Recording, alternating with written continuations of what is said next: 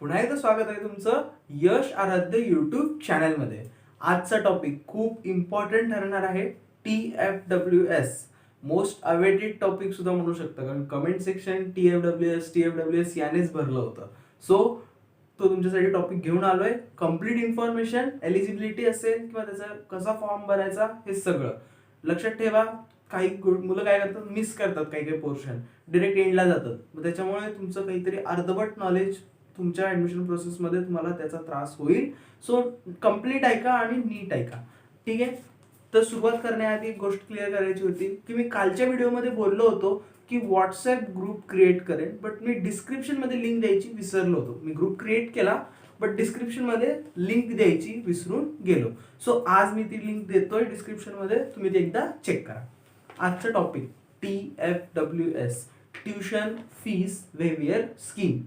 सरळ विचार केला तर 100% तुम्हाला त्याच्या ट्युशन फीसमध्ये माफी असेल. लक्षात ठेवा, ट्युशन फीस आणि डेव्हलपमेंट फीस या दोन कन्सेप्ट आहेत फी स्ट्रक्चरमध्ये, आणि त्या दोन्ही वेगळ्या आहेत. हे तुम्हाला मी ऑलरेडी एक्सप्लेन केलंय. ज्यांनी व्हिडिओ बघितला नाहीये, डिस्क्रिप्शनमध्ये त्याची पण लिंक देतोय.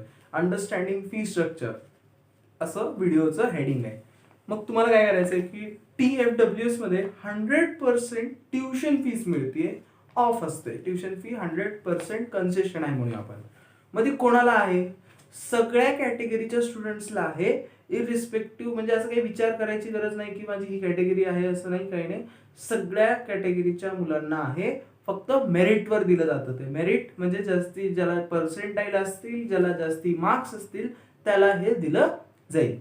त्यानंतर ह्याची एलिजिबिलिटी बोलूया आपण थोडंसं. एलिजिबिलिटी काय आहे ह्याची, की पॅरेंट्सचं इन्कम 8 लाखपेक्षा कमी पाहिजे. आता बघा, हे मी अपडेटेड कुठेतरी वाचलं आहे म्हणून मी 8 लाख म्हणतोय, बट माझ्याकडे हे 6 lakhs होतं, 6 lakhs. सो काही जरी याच्यात थोडेसे चेंजेस असतील तर एकदा तुम्ही ते बघून घ्या. बट माझ्या हिशोबाने सध्याचं 8 लाख आहे. पॅरेंट्स इन्कम 8 लाख तरी, म्हणजे 8 लाखपेक्षा कमी पाहिजे, ठीक आहे. आणि दुसरं तर सांगितलं की मेरिट पाहिजे. आणि तिसरी मोस्ट इम्पॉर्टंट कंडिशन की तुम्ही फॉर्म भरताना तिथे सिलेक्ट केलं पाहिजे. तिथं फॉर्म भरताना तुम्हाला विचारलं जाईल की तुम्हाला TFWS पाहिजे का, तेव्हा तुम्ही त्याला क्लिक केलेलं पाहिजे, तरच तुम्ही हे एलिजिबल व्हाल. या तीनच गोष्टी आहेत इम्पॉर्टंट, ठीक आहे. मेरिट, तुमचं पहिली गोष्ट मेरिट आली, त्यानंतर इन्कम सर्टिफिकेट, आणि तुम्ही सिलेक्ट केले का नाही याची खबरदारी तुम्हाला घ्यायची. मग तुम्हाला आता एलिजिबिलिटी कळाली असेल.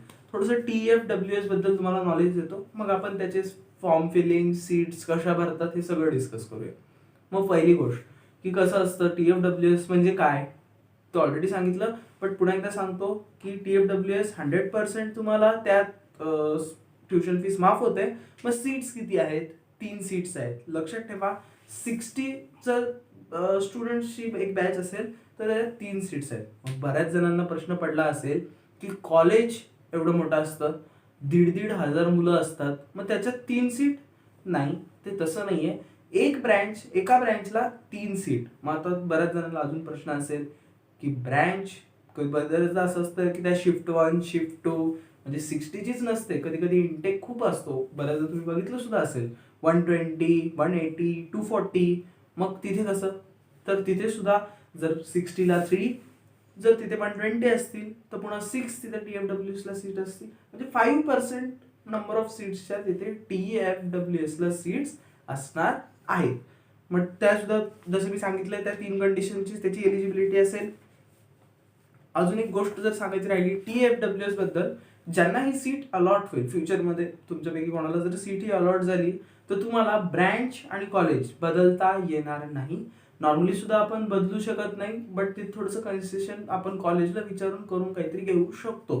त्यावर मी एक वेगळा व्हिडिओ बनवेन की तुम्हाला बऱ्याचदा कॉलेज सांगतं की फर्स्ट इयर नंतर ब्रँच बदला, तर त्याची काय कंडिशन असतात, मिळतं का नाही, यावर एक ऑनेस्ट स्टॉक बनवल्यासारखा एक व्हिडिओ छोटासा, त्यावर पण लवकरच मी तुम्हाला बनवून देईन. बट लक्षात ठेवा, ज्यांना ही सीट अलॉट होते त्यांना कॉलेज, ब्रँच बदलता येत नाही.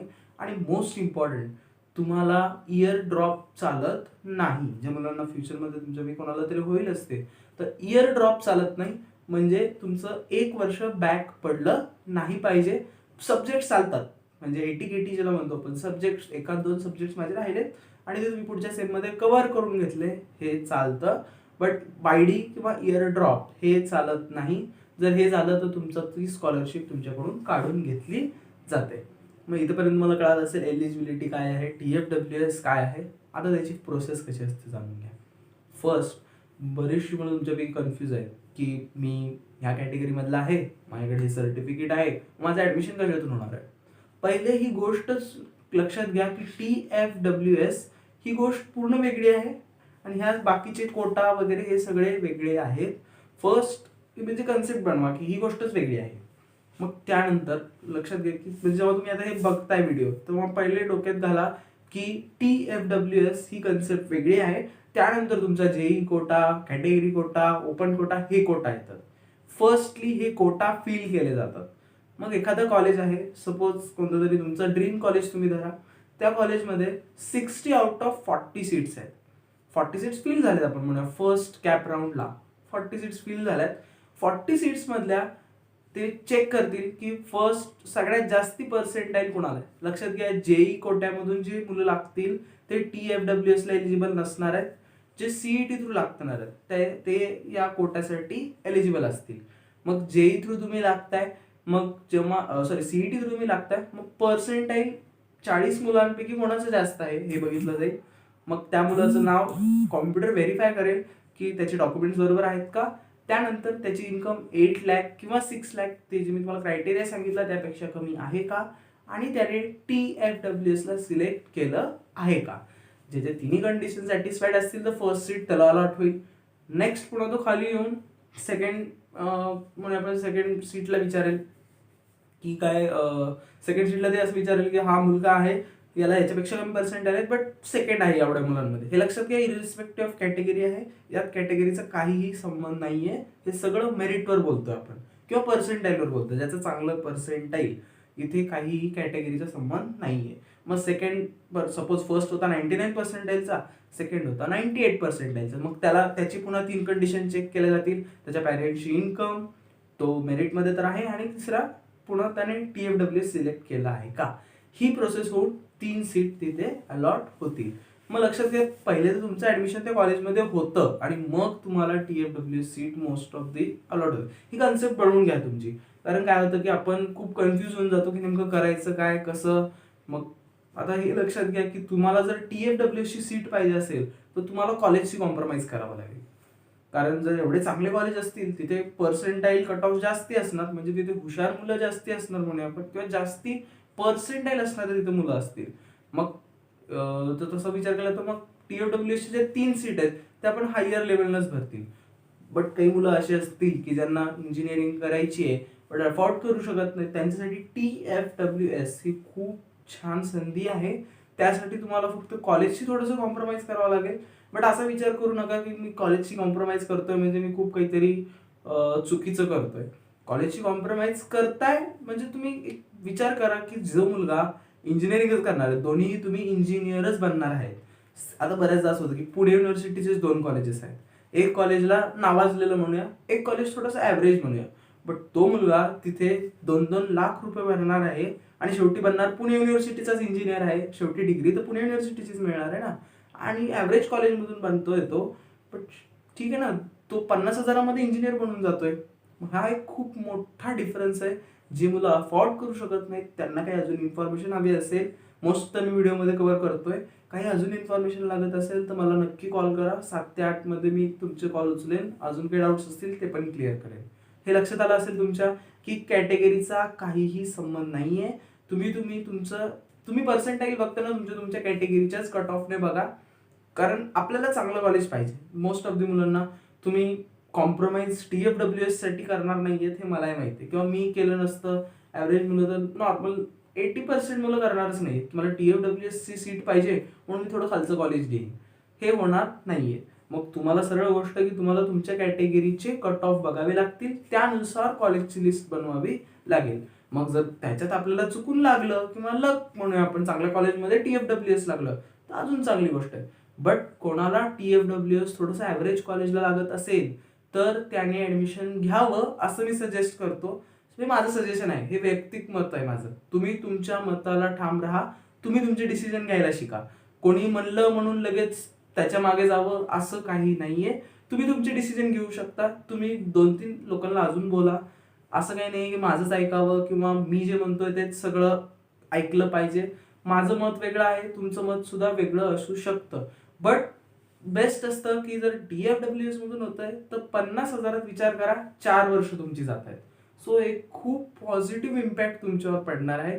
आणि एक सांगतो, इंजिनियर कोणत्याही कॉलेजमधून बनू द्या, स्किल असेल ना तर तो काही करू शकतो. ठीक आहे, मग मोस्ट तर मी पॉईंट्स कव्हर केलेत. काही TFWS बद्दल तुमच्या गोष्टी अजून सुद्धा क्लिअर व्हायच्या राहिल्या असतील तर कमेंट सेक्शनमध्ये मला नक्की कळवा. मी तुमचे ते पण सॉल्व्ह करून देईन. आता बऱ्याच जणांचा प्रश्न आहे की कमेंट सेक्शनला रिप्लायच येत नाही. मी रिप्लाय करतो, पण पूर्ण दिवसाच्या व्हिडिओच्या कमेंट्सला एकदाच रिप्लाय करतो. मग एकदाच म्हणजे कधी, मी रात्री 12:30-1ला रिप्लाय करतो. मग सो पुढच्या दिवशी तुम्ही एकदा जाऊन बघत जा की बाबा रिप्लाय आलाय का. मग तर बरेच जण आहेत की नुसतं विचारतो, मी EWSचं सर्टिफिकेट काढलं पाहिजे का. अरे मला तुझी कॅटेगरी माहित नाही, मला तू कुठून आहेस माहित नाही, काहीच माहित नाही. फक्त हे प्रश्न आहे की EWS कॅटेगरी मी EWSचं सर्टिफिकेट काढू का. तू त्याला एलिजिबल आहेस का नाही हे मला माहितच नाही, तर मी उत्तर कसं देणार. सो हे थोडंसं तुम्ही समजून घ्या. थोडंसं पूर्ण मेसेज जर पाठवला तर मी त्याला नक्की रिप्लाय करेन. मग कळालं असेल तुम्हाला TFWSचं महत्त्व काय आहे, एलिजिबिलिटी काय आहे आणि त्याची सिलेक्शन कशी होतात. अजून काही पाहिजे असेल तर कमेंट सेक्शनमध्ये मला कळवा. आता वेळ आहे बोनस टिपची.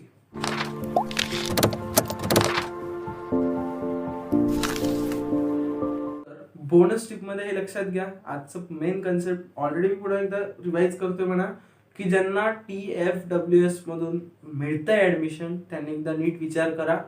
ॲव्हरेज कॉलेज जरी मिळत असेल तर तुम्ही आपल्या आईवडिलांचे खूप पैसे वाचवत आहात आणि त्याचा वेगळाच आनंद असणार आहे तुम्हाला.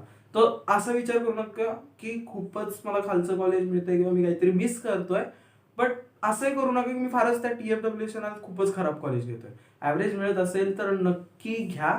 सजेशन अजून दुसऱ्यांची सुद्धा तुम्ही या बाबतीत घेऊ शकता.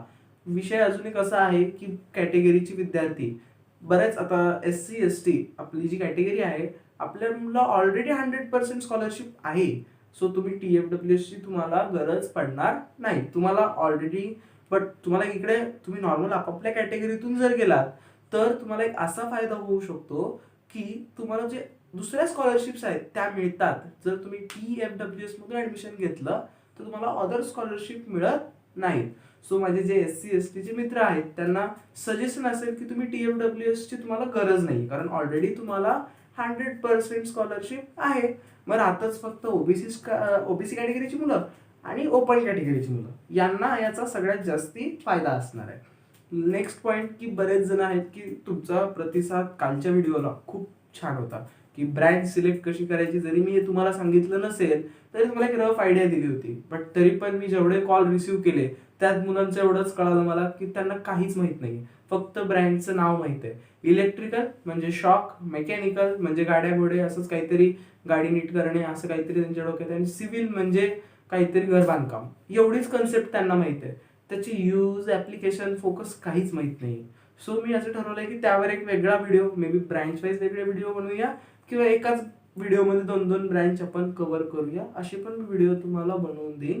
सो तुम्ही पण यूट्यूबवर सर्च करा की किती स्कोप आहे, कोणती ब्रँच आहे सगळं, आणि हे पण मी पण तुम्हाला हेल्प करेनच. आणि पुन्हा पॉईंट रिपीट करतोय, डॉक्युमेंट तुम्ही तुमच्या गाड्याला टाका, पुन्हा उशीर होऊ देऊ नका. आणि सेकंड, ब्रँच सिलेक्ट करून घ्या. ज्यांना प्रॉब्लेम आहे ते माझ्याशी कॉन्टॅक्ट करू शकतात, नंबर डिस्क्रिप्शनमध्ये प्रोव्हाइड करतोय. लाईक करा, शेअर करा, कमेंट सेक्शनमध्ये सांगा व्हिडिओ कसा वाटला, कारण तेच माझं मोटिवेशन असतं की उद्या व्हिडिओ कसा बनवायचा आहे किंवा उद्याचं टॉपिक जी चार्मिंग असते ती तुमच्यामुळेच असते. तुमचे लाईक्स, कमेंट, शेअर यावरच असते. ठीक आहे, थँक्यू सो मच. पुन्हा भेटूया 8:15 उद्या एका नवीन टॉपिक सगळं.